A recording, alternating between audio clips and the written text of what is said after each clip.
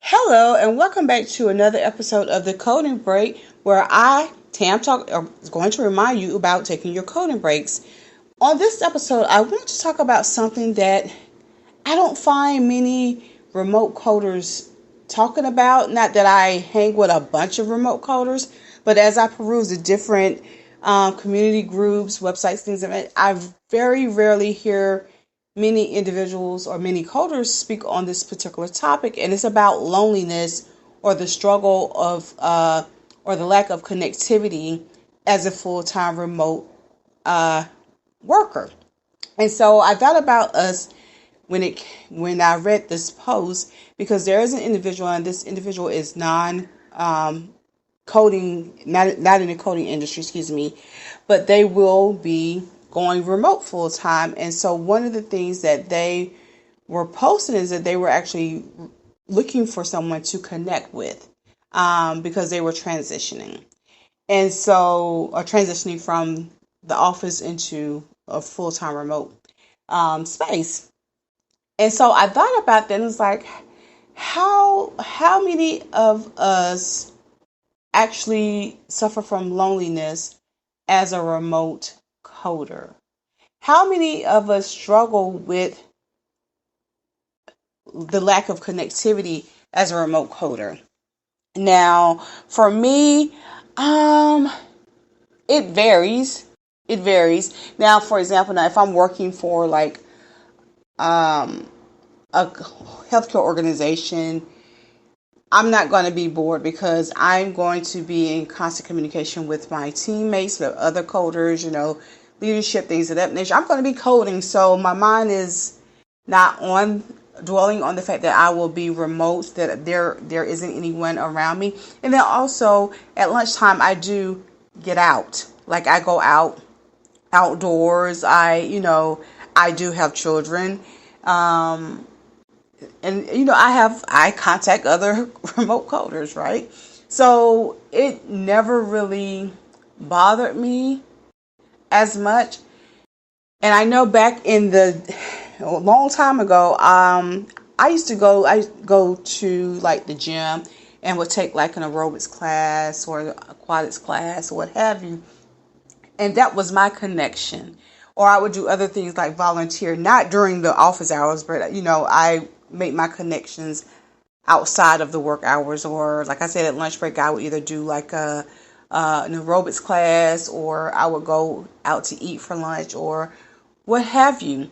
So, and like I said, it made me question, or not question, wonder how many remote coders are experiencing loneliness, right? Some of you may have transitioned to like full-time entrepreneurship and using your coding experience and certification in that capacity, or you may be a contract coder where you've received the instructions, and so you're fully on your own. You interact, but you don't interact as much with your team because again, you are a contract coder. So my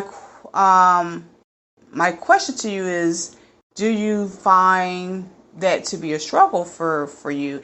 Now, I will say during the pandemic, and I hate to keep going back to that era, when they were sending everyone home, there were a few that I worked with that experienced, they like refused to go home because I guess they would be home alone and they were avoiding that.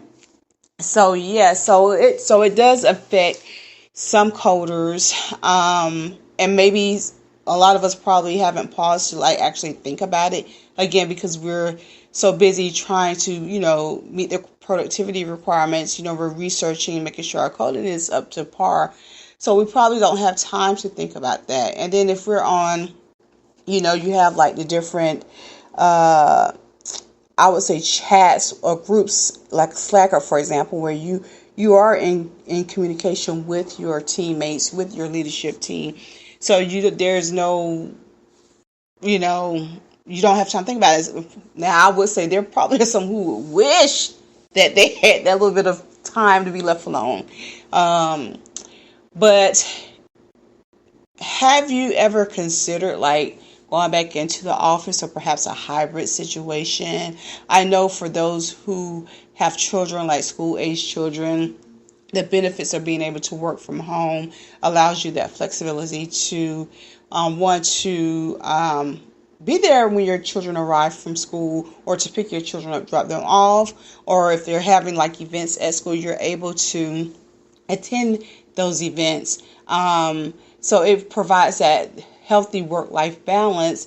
And so yeah, there are numerous reasons why it's a positive.